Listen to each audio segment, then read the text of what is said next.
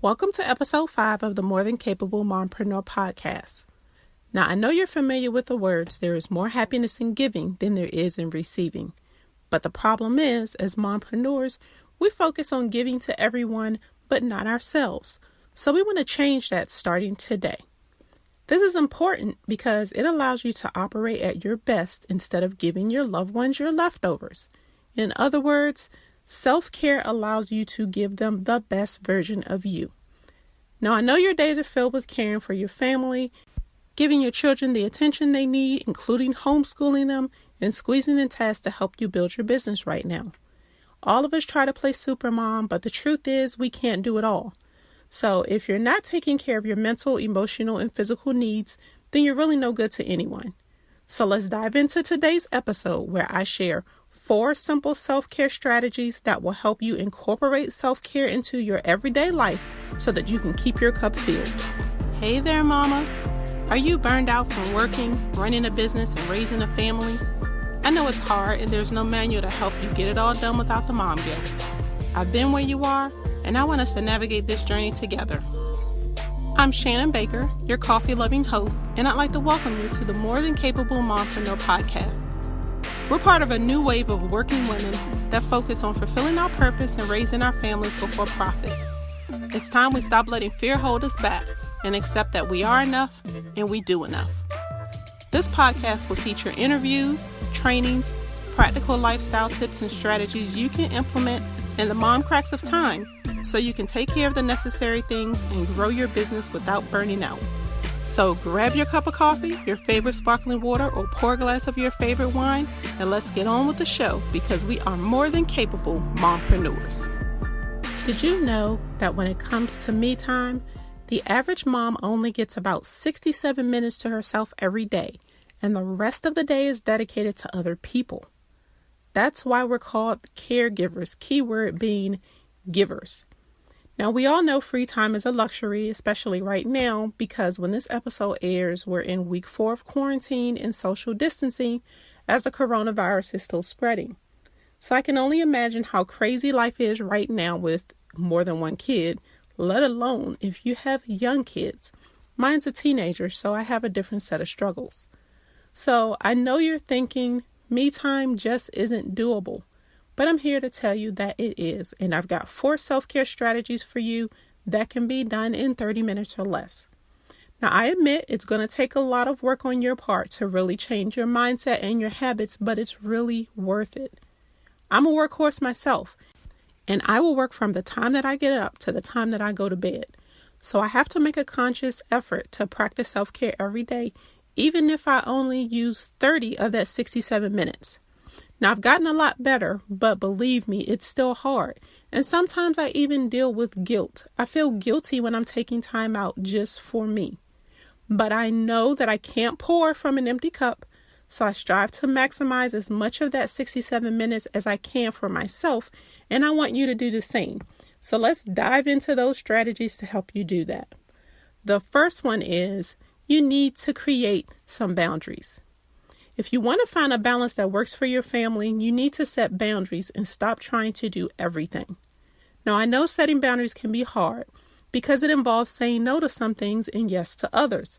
So the first thing you have to do is keep the big picture in mind when you're making decisions and let go of the mom guilt when you have to say no. The word no is a complete sentence, and you have to get comfortable with using it with your family, with your job if you have one, and with your customers. Doing so will allow you to say yes to yourself, which is very important now more than ever. Since we're not leaving our homes right now, everything is starting to overlap. So one thing I highly recommend you do is outline a schedule with time blocking. That will help you identify when you should be working and when you should be with your family or working on your business. Now, if you haven't tuned into episode 4 yet, I recommend you go back and listen because I break down a step-by-step process that you can follow to time block your schedule so that you can be more productive. Time blocking forces you to limit the number of tasks that you work on, and you predetermine how long it will take for you to complete the task. So you place it on your schedule and you get it done. Now, when you're working, you need to limit the distractions as much as possible, including your family, by letting them know your dedicated work periods, limit your social media time and anything else that may distract you. And when it's time for you to be with your family, be present with them. Give them your full attention. When it's time for you to pour into yourself or work on your business, honor that time. Now, as far as your business is concerned, you are not a 7-Eleven, so you don't have to be available 24/7.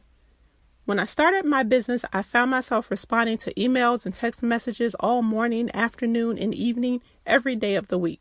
So my customers were very happy because I was very responsive, but believe me, my family was not. Now, while my heart was in the right place, I was unintentionally destroying my family. And when I talked to my husband and daughter about it, it helped me to realize that I was always working and they really felt like they were afterthoughts. That conversation also helped me see why my husband seemingly resented my business. The truth is, he just didn't like that my business didn't have any boundaries. I was never off.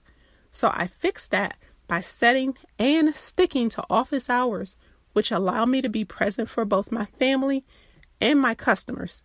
Winner, winner, chicken dinner, right? So here are 3 non-negotiable boundaries that you need to put in place for your business. 1, your hours of operation. 2, your response time to messages and emails, whether it's 24, 48, or 72 hours. And then pick 1 to 2 days and time blocks that you will take scheduled calls. Now, once you get these boundaries in place, you'll have the time that you need to see what other boundaries you may need to put in place. But most importantly, you'll be able to prioritize your self-care, protect your sanity, enjoy quality time with your family, and your business will still thrive without leaving you feeling burned out. Now, for strategy number 2, you need to create daily routines. I know it's a struggle for us to prioritize our health, routinely spend quality time with our husbands and children, and make time for personal growth. And that's why we need routines so we can get things done more efficiently. Now, one routine that sets the tone for me is my morning routine. I wake up, say a prayer, and hit the ground running before everyone else wakes up. That way I can enjoy the quiet time, sip my coffee, read a scriptural text, and meditate on it for at least 15 minutes. And this is my routine whether I'm working at home or if I have to go into the office for my part-time job. The great thing is it only takes 15 minutes, so I don't have to change my routine. Starting the day with intentions actually puts us in a state of mental peace, and then we're ready to take on whatever lies ahead in the day with less side effects. Not to mention, a lot of what we do is automatic, which helps us conserve energy. So why not create a process that helps you connect more deeply with yourself and with your purpose? And that actually reminds me of a quote by Jim Rohn. Either you run the day or the day runs you. So whether your morning routine involves chaos or focused intention, that routine reflects what's going on in your life on a larger scale and ultimately has a great deal of impact on whether or not you are aligned with your purpose. Now let's talk about your evening routine. Having a routine before you go to bed at night will help you not only unwind, but you get mentally prepared for the next day. It helps you disconnect from work and get a good night's rest. So after you cook, have dinner with the family, and the kids go to bed, I'm sure you're probably cracking open your laptop and working for 2 to 3 more hours. And if you're like me, you think, oh, I'm done for the day. But then you remember there's one more thing that you want to do before the day ends. But our laptops, tablets, and our smartphones generate a lot of light that actually stimulates our brains and makes it difficult for us to relax when it's time to go to sleep. So pick a time to shut down technology in the evenings. I try to put my phone down at least 30 minutes to an hour before I go to bed. Most of the time that works, but when it doesn't, I give myself some grace. Hey, things happen. But there is one feature on my iPhone that I cannot live without, and it's the Do Not Disturb feature, and I believe Androids have this as well. It automatically hides all notifications and phone calls from 10:30 p.m. to 6:30 a.m. except for my closest family members, and they're tagged in my favorites list. This allows me to sleep through the night and wake up refreshed in the morning to start my morning routine. So I definitely hope you give this one a try. Now for strategy number 3. Don't forget to reward yourself. On this hard journey we have as mompreneurs, we tend to have tunnel vision, and we're always waiting for the big win to feel like we've accomplished something. But stress is unavoidable, so we need to figure out a healthy way to deal with it. Celebrating small wins will help you do that so that you can keep going. So celebrate things like sticking to your boundaries, completing your tasks for the day or for the week, or when you reach your monthly goals or your quarterly goal. One practice that I started doing this year is a weekly reflection on what I'm grateful for. The pages in my planner help me do this. So each week I write out my priorities for the week, no more than 3, and even if I can only cross off one of them as being complete, I celebrate that because it's a win. So make a small list of things that you can do to celebrate. Some of the things on my list are to give myself a mani-pedi, to have a spa hour with my daughter at home, to go out for ice cream, or to get one of those sugar-loaded specialty drinks from Starbucks. Your reward can be as small or as big as you want, and it doesn't have to take a lot of time. So whether you designate 15 minutes or more to celebrate your win, the minutes add up. And believe me, girl, you are so worth the investment. Now let's talk about strategy number 4, which is sometimes the hardest one to do. Ask for help. One thing I know we have a hard time doing as mompreneurs is letting go.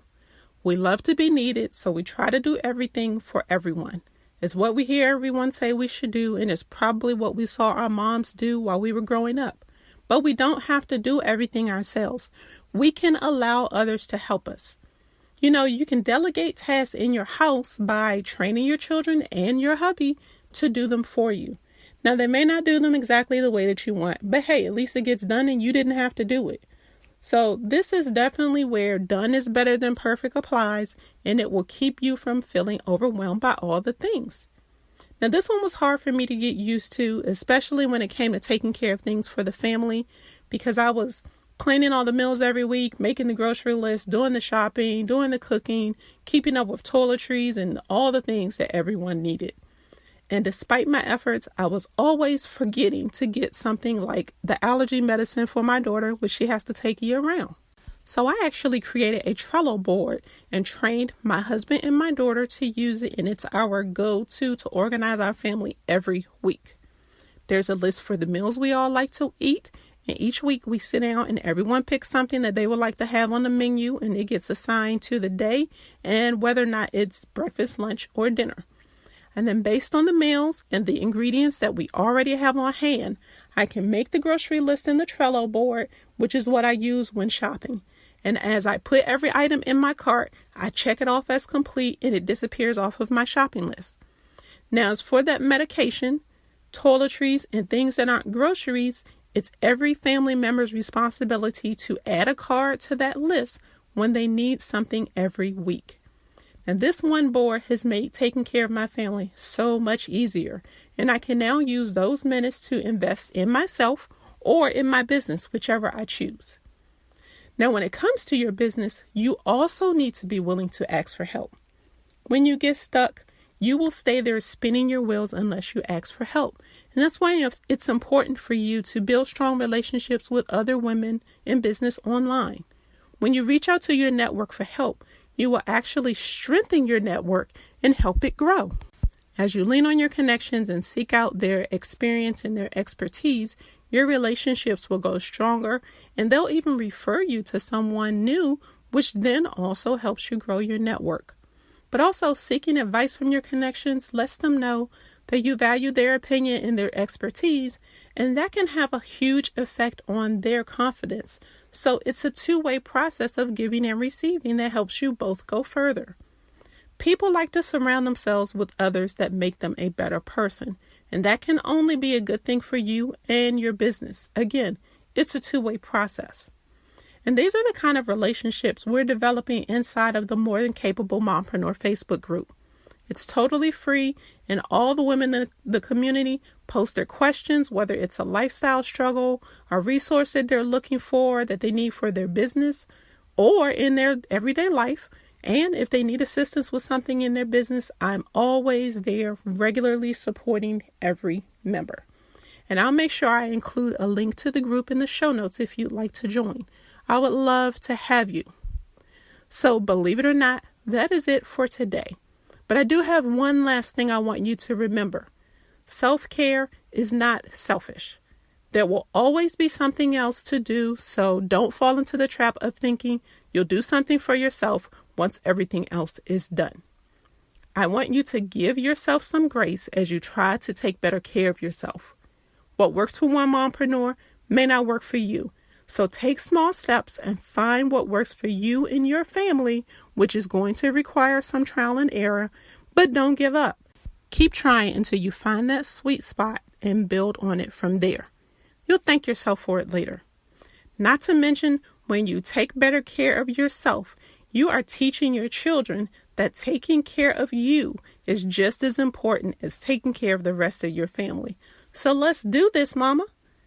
Now, don't forget to join me and the other mompreneurs inside of the More Than Capable Mompreneur Facebook group so we can cheer you on. We can do this together. And thank you so much for joining me for this episode. And I hope these strategies have been helpful. Please let me know which one is your favorite. Take a screenshot, post it in Instagram stories, and tag me at _Shannon Baker. And remember, you are enough and you do enough. But don't forget to pour into your own cup with self-care.